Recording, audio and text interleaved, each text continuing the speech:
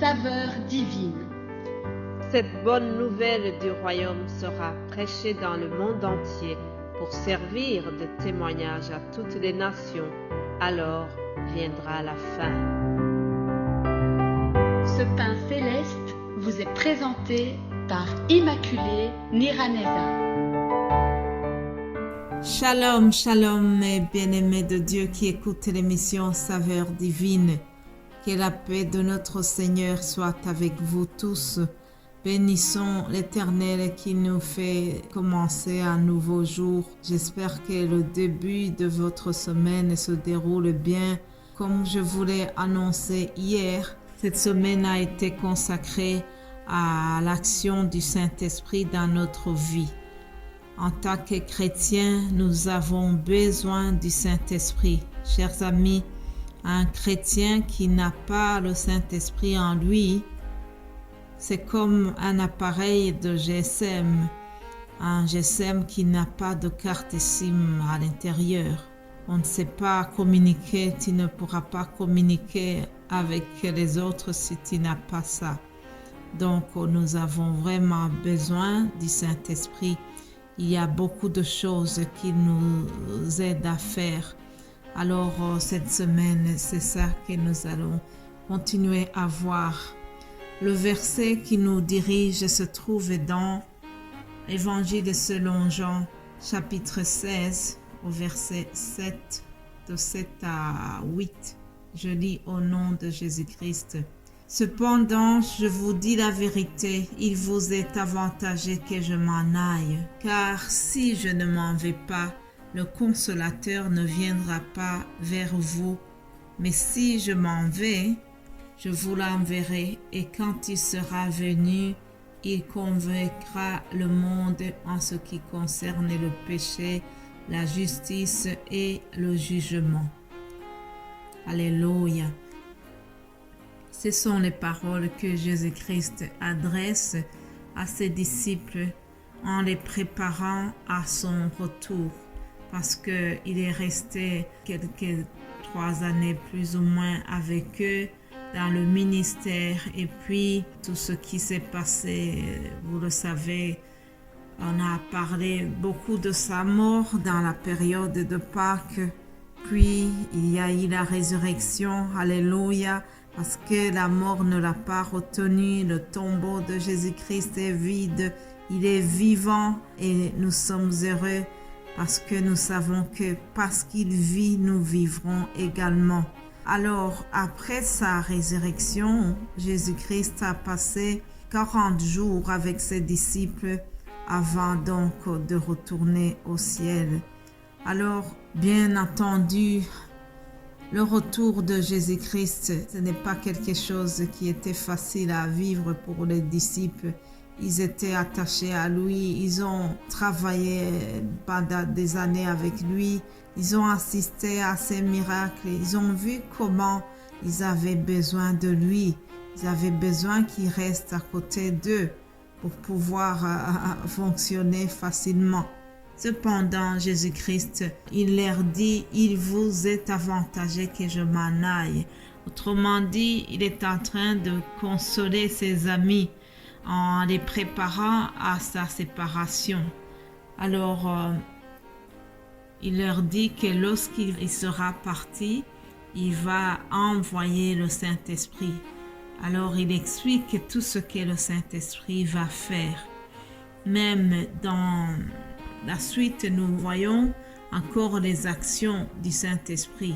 Au verset 13 du même chapitre 16, nous voyons qu'il est écrit « Quand le Consolateur sera venu, l'Esprit de vérité, il vous conduira dans toute la vérité, car il ne parle pas de lui-même, mais il dira tout ce qu'il aura entendu, et il vous annoncera les choses à venir. Il me glorifiera parce qu'il prendra de ce qui est en moi et vous l'annoncera. Alléluia. Jésus-Christ est en train d'expliquer des choses que le Saint-Esprit va faire avec ses disciples. Au verset 15, il dira tout ce que le Père est à moi. C'est pourquoi j'ai dit qu'il prend de ce qui est à moi et qu'il vous l'annoncera. Alléluia. Bien-aimés en Christ, aujourd'hui, je voudrais que on retienne surtout cette action principale que nous avons lue au verset 8. Quand il sera venu, il convaincra le monde en ce qui concerne le péché. Vous savez, chers amis, dans la nature humaine, c'est difficile de reconnaître son péché. C'est difficile de reconnaître qu'on a eu tort. Même un petit enfant, lorsque tu le surprends en train de faire une bêtise, tu vas crier un peu sur lui en lui disant « Qu'est-ce que tu as fait ?» Première réaction, il va te dire « Non, j'ai rien fait, c'est pas moi. » Hein? Donc la nature humaine a tendance à ne pas reconnaître qu'on vient de faire une gaffe et qu'on vient de faire une faute. Ça, c'est vraiment dans la nature. Cependant, lorsque le Saint-Esprit est entrain dans le cœur de l'homme, lorsqu'il entre dans ton cœur, c'est lui qui va te convaincre de cet état de péché. Il y a une mission universelle que Jésus nous a confiée. Tous les chrétiens ont cet appel de base, ont cette mission de base que nous trouvons dans Matthieu 28. Jésus-Christ, avant de partir, il dit à ses disciples « Allez, faites de toutes les nations des disciples, les baptisant au nom du Père et du Fils et du Saint-Esprit. Enseignez-leur à observer tout ce que je vous ai prescrit. Alléluia. Et voici, je suis avec vous tous les jours jusqu'à la fin du monde. » Mais bien avant, il leur dit, « Tout pouvoir m'a été donné dans le ciel et sur la terre. Allez, faites de toutes les nations des disciples. » Voilà la mission de tout chrétien, faire les disciples. Si on est disciple de Jésus-Christ, on ne doit pas croiser les bras. Nous avons le devoir de faire les disciples aussi autour de nous. Et pour le faire, on utilise la parole de Dieu. Alléluia.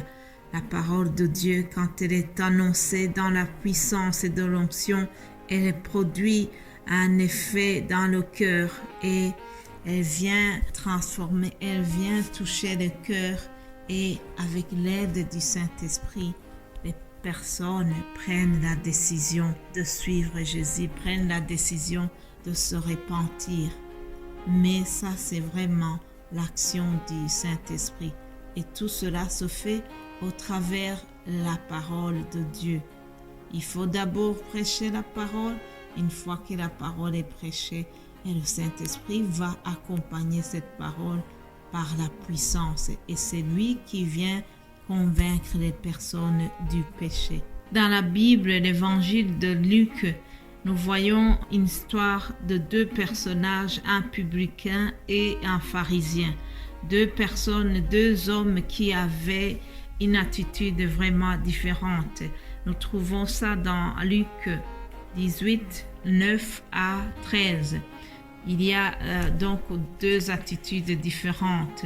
Comme le temps est presque fini, demain je vous lirai l'histoire de ces deux personnages, mais je voulais souligner surtout l'attitude du dernier, le publicain qui, se tenant à distance, n'osait même pas lever les yeux au ciel, mais il se frappait la poitrine en disant « Ô Dieu, sois apaisé envers moi qui suis pécheur. » Je vous le dis, celui-ci descendit dans sa maison justifié plutôt que l'autre, car quiconque s'élève sera abaissé et celui qui s'abaisse sera élevé. Alléluia. Il y a eu l'action du Saint-Esprit dans le cœur de ce publicain. Demain, je reviendrai sur cette histoire. Que Dieu vous bénisse abondamment. Mais retenez que j'étais venu vous dire que le Saint-Esprit est là pour nous convaincre du péché.